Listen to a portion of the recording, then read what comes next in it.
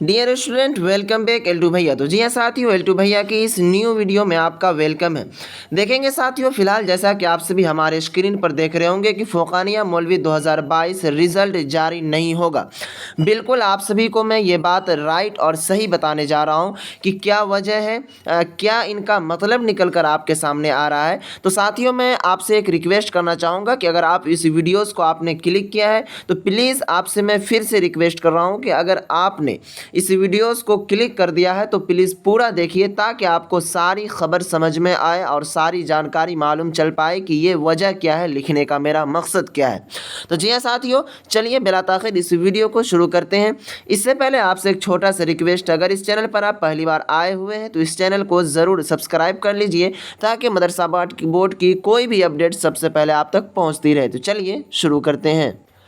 तो देखेंगे साथियों, फिलहाल मैं आप सभी का जो मदरसा बोर्ड का वेबसाइट है ऑफिशियल, उनके ऊपर मैं आ गया हूं और मैं इनके ऊपर आने के बाद मैं आपको बताने की कोशिश करूंगा। सबसे पहले मैं शुरू से बात करने की कोशिश कर रहा हूं। देखेंगे, जैसा कि हमने आप सभी को वीडियोस पर वीडियोस अपलोड करके ये जानकारी दिया था, सूत्रों के हवाले से बहुत सारी जानकारी भी दी थी कि आप सभी का जो रिज़ल्ट है साथियों वो फरवरी में नहीं आएगा, तो मार्च में कन्फर्म है कि वो रिज़ल्ट आ जाएगा।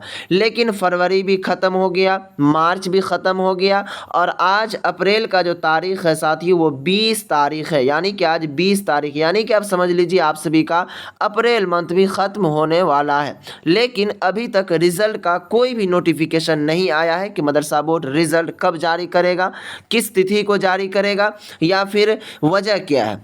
तो देख लीजिए, सबसे पहली बात मैं आपको बता दूं कि आज जो रिज़ल्ट को दिन अगर गिनूं मैं तो 4 मंथ होने वाला है। कितना मंथ? करीब करीब 4 मंथ होने वाला है।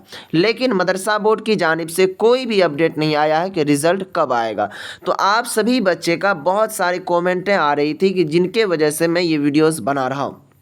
देख लीजिए, सबसे पहली रीज़न और सबसे बड़ी खबर ये बता दूं आपको, रिज़ल्ट ना आने का कारण क्या है। देख लीजिए, अगर कोई भी चीज़ का, मान लीजिए आपके घर है तो आपके भी घर में कोई एक मुखिया होते होंगे या फिर आपके घर में कोई एक रहनुमा होते होंगे, उनके वजह से आपका पूरा घर चलता है, उनके परमिशन से आपका घर चलता है। अगर वो कह देते हैं आज मार्केट जाना है तभी आप मार्केट जाएंगे, उनके खिलाफ आप चल नहीं सकते हैं।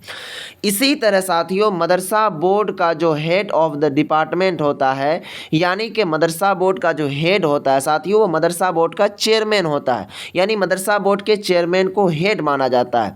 कोई भी उसके मर्ज़ी के ख़िलाफ़ काम नहीं कर सकता है, यानी कि मदरसा बोर्ड के जो चेयरमैन होंगे उनके मर्ज़ी के ख़िलाफ़ एक तिनका भी कोई उठा नहीं सकता है और नहीं कुछ कर भी सकता है। तो देखेंगे साथियों, 4 मंथ से, यानी कि जो अब्दुल क़य्यूम अंसारी साहब चेयरमैन थे उनका जो है साथियों जनवरी मंथ में जो है वो रिटायर हो गए, यानी कि उनका कार्यकाल समाप्त हो गया। उनके बाद से अभी तक मदरसा बोर्ड में कोई भी चेयरमैन नहीं आया है और चेयरमैन की बहाली भी नहीं हुई है। तो ये चेयरमैन की बहाली को लेकर ये रिज़ल्ट रुकी हुई है आप लोगों की। जब तक चेयरमैन नहीं आ जाएगा तब तक समझ लीजिए आपका रिज़ल्ट नहीं आ पाएगा, चाहे कितना भी कोशिश कर लीजिए आप। क्योंकि मैं सारी जोर और सारी जितनी मुझे ताकत और हैसियत थी वो लगाकर मैं देख लिया, समझ लिया और परख लिया हूँ।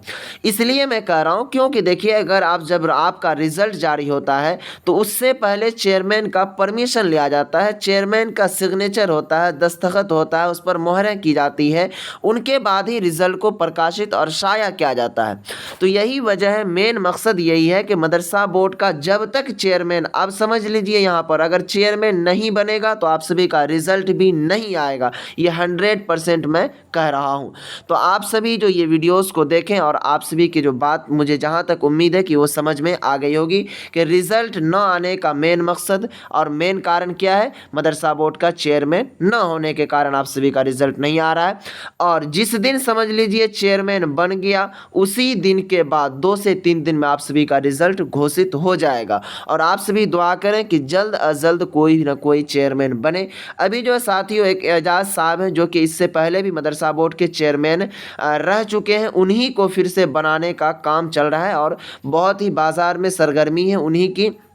कि जनाब एजाज़ साहब को चेयरमैन बनाया जाए। उन्हीं का बदौलत है साथियों एजाज़ साहब का कि आज आप सभी ऑनलाइन सारी चीज़ कर लेते हैं, रिजल्ट देख लेते हैं, नहीं तो मदरसा बोर्ड में इतनी फैसिलिटीज़ नहीं दी हुई थी।